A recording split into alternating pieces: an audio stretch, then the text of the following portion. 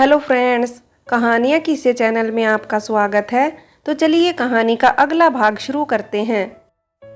आकाश नंद ब्रह्म मुहूर्त में बिस्तर त्याग कर अपने नित्यक्रम में लग गया। उसने देखा कई सन्यासी उससे पहले ही नित्य क्रिया से निर्वित हो चुके थे। नित्यक्रम से निर्वित होकर आकाश नंद ने बाबा संतराम और चरणदास जी के चरण छूकर उनका आशीर्वाद प्राप्त किया। यह देख उसके हम उम्र साधु सन्यासी उसे घूर घूर कर देखने लगे।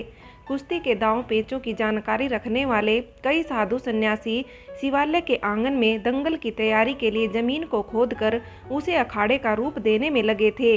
कुछ ने तो शिवालय में खड़े पीपल बाबा पर जूट की रस्सी डालकर उसमें वर्जिश का अभ्यास भी शुरू कर दिया।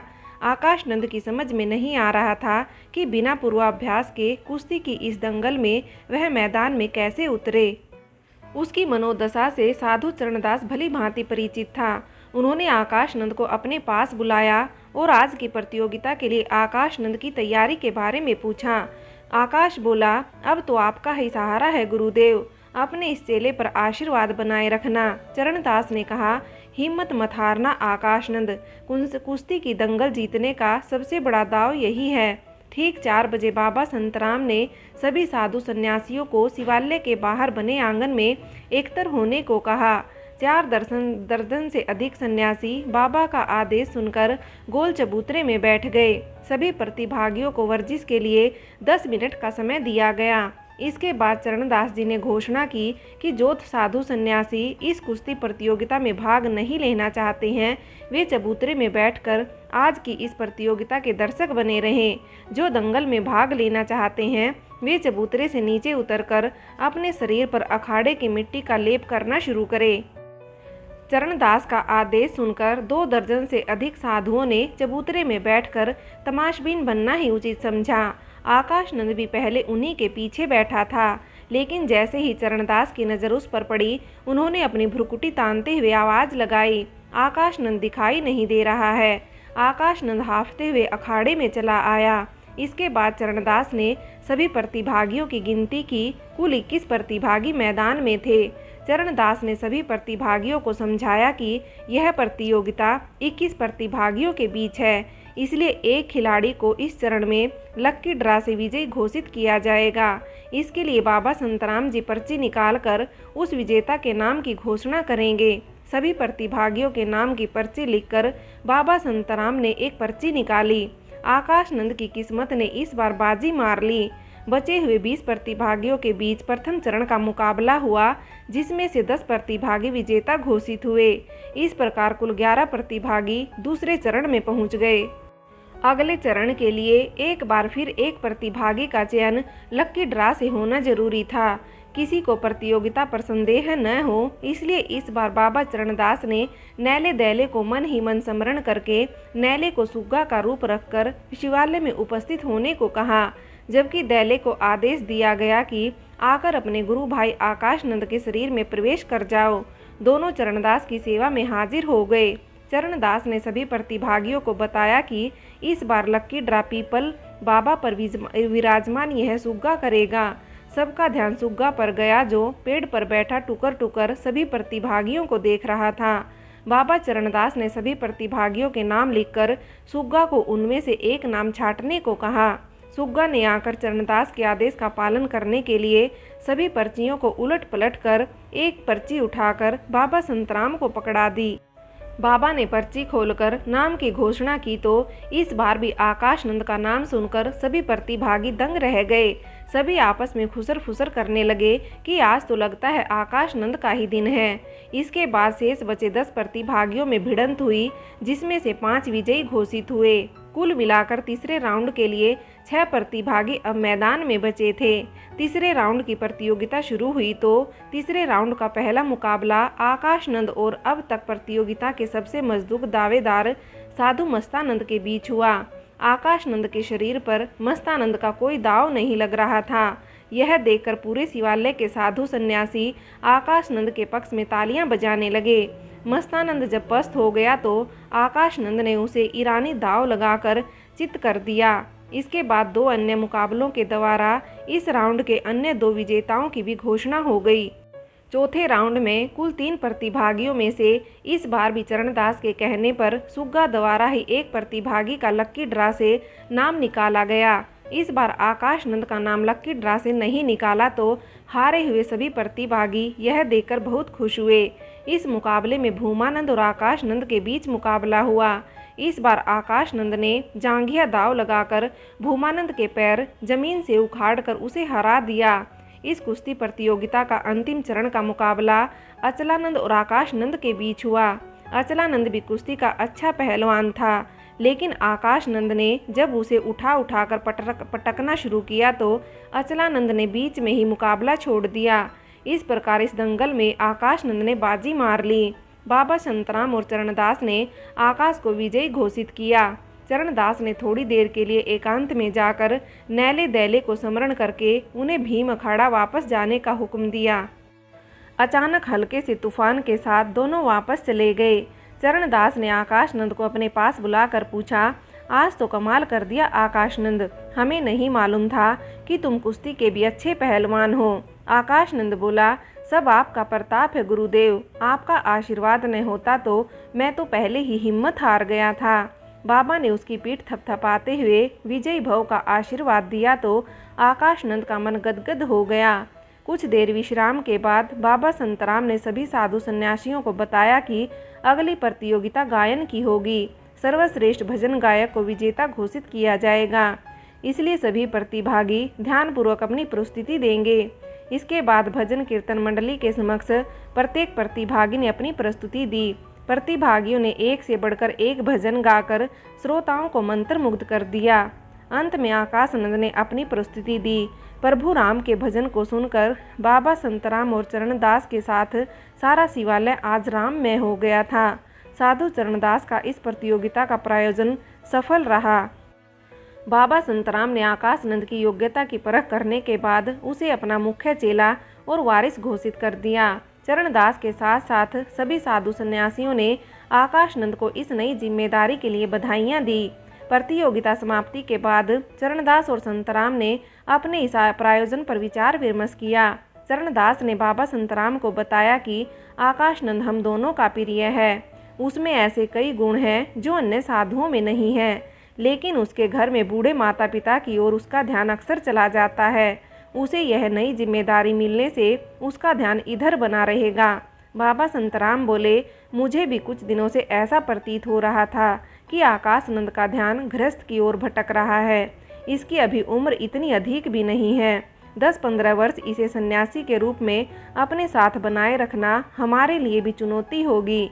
40 पार होने तक यह टिक गया तो ठीक, नहीं तो इसके भी आसार अन्य कई चेलों की तरह घर वापसी के लग रहे हैं। चरणदास बोला, इसलिए इसे यह जिम्मेदारी दी गई है बाबा जी। पत्नी के प्रति तो इसका झुकाव कम है, लेकिन माँ बाप को छोड़कर इसके मन में आज भी पश्चाताप बरकरार है। भोलेनाथ इस पर कृपा बनाए रखें। इसके बाद शिवालय में भंडारे का आयोजन किया गया। आकाश नंद को मिली जिम्मेदारी के अनुरूप वह भंडारे के काम में दिन भर व्यस्त रहा। उसकी हम उम्र साधु सन्यासी जहाँ भांग और सुल्फा को भोले का प्रसाद समझकर उसका आनंद ले रहे थे, वहीं आकाश नंद दिन दुखियों को भोजन करवाकर उनका आशीर्वाद प्राप्त कर रहा था।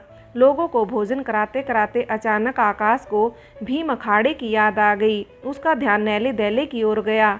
वह भागते हुए साधु चरणदास के पास गया और धीरे से उसने उसके कान में कहा, गुरुदेव, इस मौके पर यदि नैले दैले को भी बुला लेते तो अच्छा रहता। जब वे हर मुसीबत में हमारा साथ देते हैं तो खुशी के मौके पर भी उनको बुलाना हमारा फर्ज है। चरणदास ने कहा, बात तो सही कह रहे हो आकाश नंद। जो परेशानी के वक्त हमारा साथ दे, हमें मुसीबत से बाहर निकाले, उसकी कुल जाति गोत्र नहीं देखे जाने चाहिए।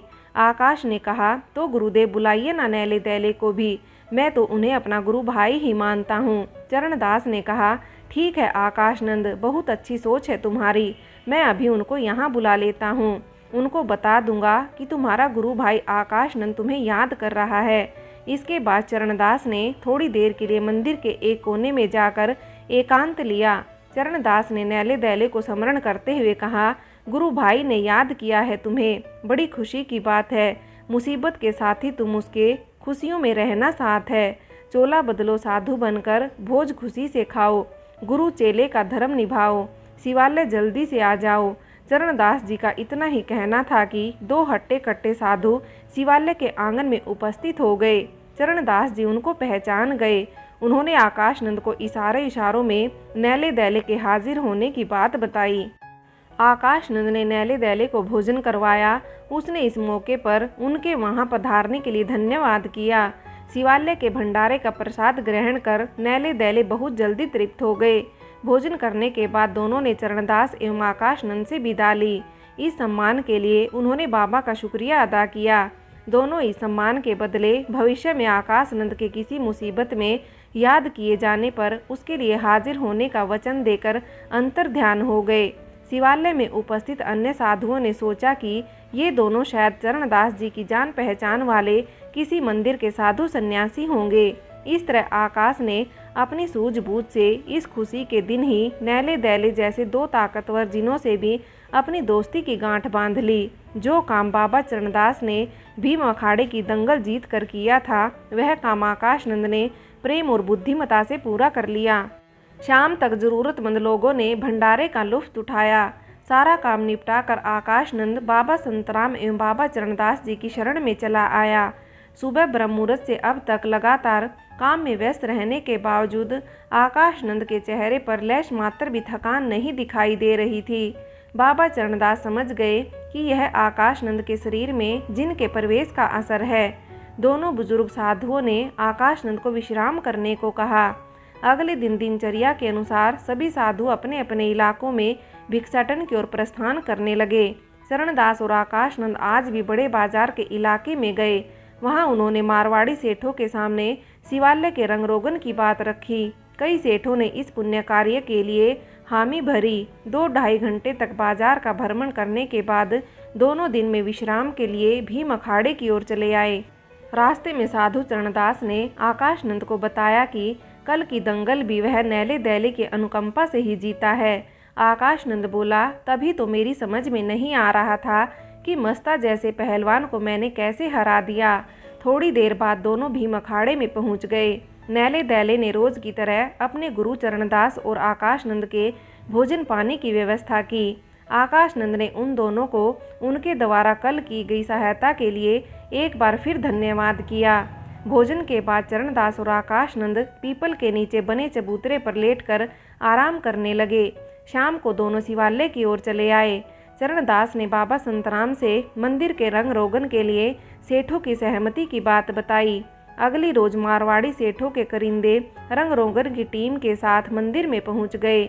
1 सप्ताह में शिवालय के रंग रोगन का काम भी पूरा हो गया। आकाशनंद ने इस कार्य को संपन्न करवाने में भी जी जान लगा दी। बाबा संतराम को अब यह विश्वास हो गया कि वर्षों से उनकी देखरेख में चल रहे शिव मंदिर को एक वास्तविक वारिस मिल गया है। यह सोचकर उन्हें चरणदास द्वारा लिए गए निर्णय पर अपार हर्ष हुआ। मंदिर के रंग रोगन का काम समाप्त होने पर बाबा संतराम बहुत खुश हुए। अभी इस कार्य को पूर्ण हुए कुछ ही दिन बीते होंगे कि एक दिन शाम को बाबा संतराम ने चरणदास से कहा, मंदिर में रंग रोगन तो पूर्ण हुआ, लेकिन अब लगता है यह देह भी नया चोला चाहती है। चरणदास ने बाबा से कहा, ऐसा क्यों कह रहे हो महाराज? जीवन मरण तो प्रभु के हाथ में है। कब किसे नया चोला पहनाया जाएगा यह तो प्रभु ही जानते हैं। बाबा संतराम बोले, नहीं चरणदास, आज मन कुछ ज़्यादा ही व्याकुल लगता है। अब उम्र भी तो हो रही है, करीब 90 तो पार हो ही चुके होंगे। चरणदास बोले, आप शतायु हो, हम सभी साधु सन्यासी यही चाहते हैं। बाबा संतराम बोले, मेरे देह त्याग से पहले आपने आकाशनंद को शिवालय का वारिस नियुक्त करके मेरे हृदय के बोझ को कम कर दिया है, लेकिन इससे आपकी जिम्मेदारी कुछ कम नहीं हो जाती। आप जीते जी इस शिवालय और आकाशनंद के संरक्षक बने रहिएगा। मुझे वचन दो चरणदास, तुम मेरी अंतिम इच्छा को अवश्य मानोगे। यह कहते कहते बाबा संतराम की देह शिथिल पड़ने लगी। चरणदास ने आकाशनंद और कुछ अन्य साधुओं को बाबा के पास आने के लिए आवाज़ लगाई। सभी पलक झपकते ही वहां पहुंच गए, लेकिन इतनी देर में बाबा संतराम के प्राण पखेरु उड़ गए। इस घटना के घटते ही शिवालय में सन्नाटा छा गया। बाबा के सभी चेलों ने अगले सुबह पूरे विधि विधान से बाबा का अंतिम संस्कार किया। बाबा संतराम ने अपने जीते जी शिवालय का वारिस घोषित कर लिया था। इसलिए उनके देहावसान के बाद मंदिर की देखभाल का काम आकाश नंद के ऊपर आ गया। बाबा चरणदास अब शिवालय के सबसे बुजुर्ग साधु थे, इसलिए आकाश नंद ने यह प्रस्ताव रखा कि बाबा संतराम के बाद उनकी जगह अब बाबा चरणदास शिवालय के मुख्य संरक्षक होंगे। अब वे भिक्षाटन के लिए मंदिर से बाहर नहीं जाएंगे। सभी साधु सन्यासियों ने इस बात का समर्थन किया। चरणदास ने अपने इलाके में भिक्षाटन के लिए आकाश नंद को मनोनीत कर दिया। उनके साथ संपूर्णानंद भी उसी क्षेत्र में आकाश नंद के साथ सहायक बनकर जाने लगा। बाबा संतराम को गुजरे 1 माह बीत गया। एक दिन रात्रि में वे चरणदास के सपने में आए और बोले, चरणदास, मेरी समाधि मंदिर के प्रांगण में बनवा दो। मंदिर के दाहिने छोर की ओर 20 कदम चलकर एक गड्ढा खुदवाओ, वहाँ तुम्हें एक पुराना कुआं मिलेगा। उसमें मैंने मंदिर में रहने वाले साधु सन्यासियों की कमाई को दबा कर रखा हुआ है। इस धन से मेरे नाम से एक अस्पताल बनवाओ, जिसमें साधु सन्यासियों के साथ साथ गरीबों का मुफ्त में इलाज हो। बाबा संतराम ने जब यह बात आकाश नंद को बताई तो वह बाबा संतराम की समाधि मंदिर के प्रांगण में बनवाने के लिए तुरंत सहमत हो गया। लेकिन मंदिर परिसर में पुराने कुएं में रखे धन को निकालने और सरकार को यह पता लगने पर वह संपत्ति सरकार के द्वारा वसूले जाने का संदेह है उसने चरणदास को बता दिया। चरणदास को भी इस बात में सच्चाई दिखी, इसलिए उन्होंने इस कार्य के लिए नैले दैले की सेवा लेने का मन बना लिया। दोनों ने इस बात को मंदिर में किसी भी साधु सन्यासियों के साथ साझा भी नहीं किया। अगले दिन रात को जब सभी साधु सन्यासी सो गए तो चरणदास ने नैले दैले का स्मरण करके उन्हें बाबा संतराम के द्वारा मंदिर प्रांगण में बताए स्थान पर खुदाई करने को कहा। साथ ही उन्हें यह भी बताया कि उन्हें इस काम में कोई भी नहीं देखे। नैले दैले ने अपनी सम्मोहन शक्ति का उपयोग करते हुए मंदिर के आसपास के सभी जीव जंतुओं को गहन निंद्रा में सुला दिया। इसके बाद चंद मिनटों में उन्होंने उस स्थान को खोदकर पुराने कुएं में दबे धन को बाबा चरणदास के हवाले कर दिया। उस जगह के उन्होंने फिर ज्यों का त्यों बना डाला। इसके बाद बाबा चरणदास की अनुमति लेकर दोनों अंतर ध्यान हो गए। बाबा चरणदास और आकाश ने सारा धन मंदिर के गर्भगृह में रख दिया। अगली सुबह बाबा चरणदास ने सभी साधु सन्यासियों को बताया कि मंदिर के प्रांगण में बाबा संतराम की समाधि बनाए जाने का प्रस्ताव है। साथ ही सभी साधु सन्यासी अपने अपने क्षेत्र में कोई ऐसी भूमि देखे जिसमें एक विशाल अस्पताल बनाया जा सके। सभी साधु सन्यासी इसे आदेश मानकर इस कार्य में जुट गए। शहर से 3-4 किलोमीटर की दूरी पर नई बस्ती में भूमानंद ने ऐसी जमीन खोज ली। 5 लाख में 20 बीघा जमीन शिवालय मंदिर समिति की ओर से खरीद ली गई। इधर मंदिर प्रांगण में बाबा संतराम की समाधि का काम शुरू हुआ और उधर नई बस्ती में 500 बिस्तर का सुपर स्पेशलिस्ट अस्पताल बनना शुरू हो गया। आकाशनंद इन कार्यों में इतना अधिक व्यस्त हो गया कि उसे अब अपने माता पिता और नंदिनी के विषय में सोचने का समय भी नहीं मिलता था। फ्रेंड्स, आगे की कहानी के अगले भाग में देखें।